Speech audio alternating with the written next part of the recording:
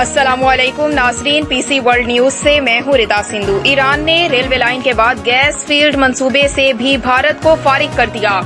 Gas मंसूबा मकामी company या किसी और मुल्क के सपुर्द किया जा सकता है। भारत को साइडलाइन करने के बाद बीजिंग और तेहरान के दरमियान 600 अरब डॉलर के मंसूबों पर बातचीत जारी है।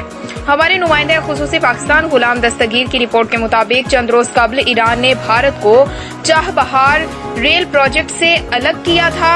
ईरानी हुकूमत ने अपने तौर पर रेल लाइन की तामीर का फैसला किया है।